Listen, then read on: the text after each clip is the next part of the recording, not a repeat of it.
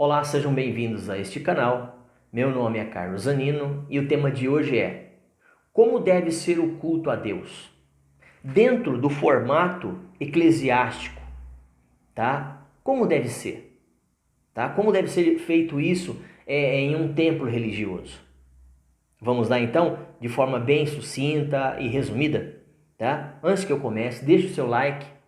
Se gostar do assunto, se inscreva no canal para você estar recebendo outros assuntos, pelo menos um tema ao dia, pelo menos um vídeo eu estarei postando para você de novidades de assuntos, ok? Tranquilo aí? Então vamos lá.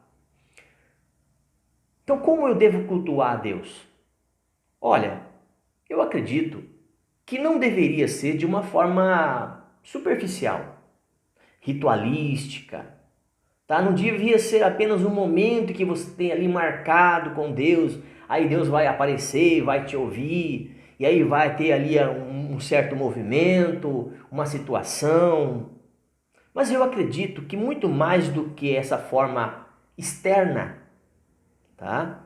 Deve ser de uma forma mais profunda, interna, de uma intimidade com esse Deus. No caso, o Deus do cristianismo é o Deus bíblico, o Deus das Escrituras, né? O Deus que fez os céus e a terra, o Deus que veio para morrer por nós, o Deus que voltará, o Deus que era o ontem, hoje e para sempre, todo-poderoso. Então, esse Deus que nós estamos falando, que é o Deus do cristianismo bíblico, ele deve ser adorado em espírito e em verdade, ele deve ser adorado muito mais em atitudes do que num local específico. Se nós formos olhar quando Jesus falou com a mulher samaritana, você tem uma ideia melhor do que eles estavam conversando. Se você for dar uma olhadinha, ele vai falar o seguinte, ó, vai chegar um momento, e já está chegando, em que as pessoas vão adorar a Deus nas suas atitudes. As pessoas vão adorar a Deus não num lugar específico, mas em qualquer lugar. Porque serão as suas atitudes para com o próximo, para com Deus, aquilo que você faz às escondidas que deviam ser as claras, é isso que vai agradar a Deus. O que agrada a Deus não é uma forma exterior, não é a prática daquilo, mas a intenção para o qual foi praticado aquele ato. Então, muito mais além do feito, é a intenção do fazer. Tá? Então, que esse feito e esse fazer esteja dentro dos padrões bíblicos. Então vamos dar uma olhadinha aqui rapidamente? Vamos lá. O exemplo da igreja do primeiro século pode nos ajudar a determinar o que constitui a adoração, a verdadeira adoração bíblica. Vamos pegar alguns versículos aqui? Então tá, vamos lá. Observação da Santa Ceia. Para observar a Santa Ceia ou a Ceia do Senhor, Atos 20.7. Orações eram oferecidas, 1 Coríntios 14, 15 e 16. Canções eram cantadas para a glória de Deus, Efésios 5, 19. Uma oferta financeira ou um donativo era feita segundo a 1 Coríntios 16, 2. As escrituras eram lidas, eram ensinadas, tá? Então, Colossenses 4:16. E a palavra de Deus era proclamada. Atos dos Apóstolos 20.7. Entenderam aqui como deveria ser feito, ou pelo menos era para ser observado assim? Então, segundo o culto dentro do sistema ou da estrutura eclesiástica, então deveria pelo menos ser observado esses termos, esses formatos segundo a Bíblia. Olha lá, a ceia do Senhor ou a Santa Ceia é um momento maravilhoso para adorar nosso Senhor e comemorarmos a morte de Jesus até que ele retorne novamente. 1 Coríntios 11, 25, 6. Depois você dá uma olhadinha, volta no vídeo e confere isso na sua Bíblia, tá? Tal como acontece com a Santa Ceia do Senhor, a oração deve também ser em conformidade ao padrão divino das Escrituras. As nossas orações devem ser dirigidas somente a Deus. Somente a Deus. Não existe ninguém mais, nada, nenhum atravessador, Nada. Você pode falar diretamente com Deus, em o nome do Senhor Jesus, tá? Olha que interessante. Vamos fazer aqui uma ligação de Neemias 4:9 e Mateus 6:9. Nunca ou qualquer pessoa morta, como é a prática de algumas religiões, poderia nos atender, tá? Então, se você for dar uma olhadinha, você vai entender por que nós estamos falando que tudo que for feito dentro desse sistema deveria ser observado segundo as Escrituras, tá? Não temos autorização para utilizar objeto ou qualquer outra coisa que supostamente poderia entrar como contato direto com o divino.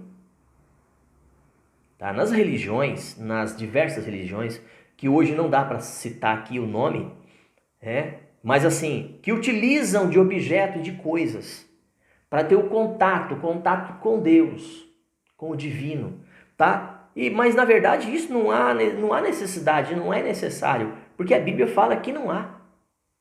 Então só existe um mediador entre Deus e o homem. Só existe um mediador, Jesus Cristo. Então não há necessidade de você ter aí um outro mediador. Se você é cristão, se professa a fé em Cristo Jesus, então não tem porquê, tá bom? Então, o mais importante nisso é que as nossas orações, elas devem estar em harmonia com a vontade de Deus. E a base e o exemplo disso está na igreja primitiva.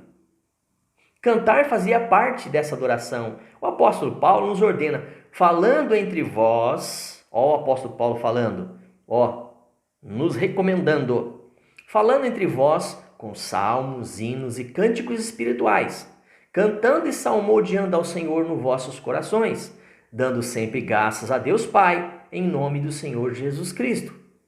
Efésios 5, 19 e 20. Cantar uns aos outros transmite verdades através da música, como uma forma de ensinar. Colossenses 3,16. Já que tanto o espírito quanto a mente estão envolvidas no processo de aprendizagem. Tá? 1 Coríntios 14, 15, 16.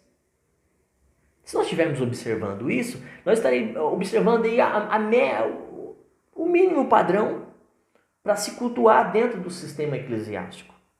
Uma outra parte da adoração verdadeira, qual seria? É você estar ofertando as suas primícias, é você estar ajudando ali, que na verdade estaria dentro do padrão da viúva, do órfão, do estrangeiro, do necessitado, não é isso?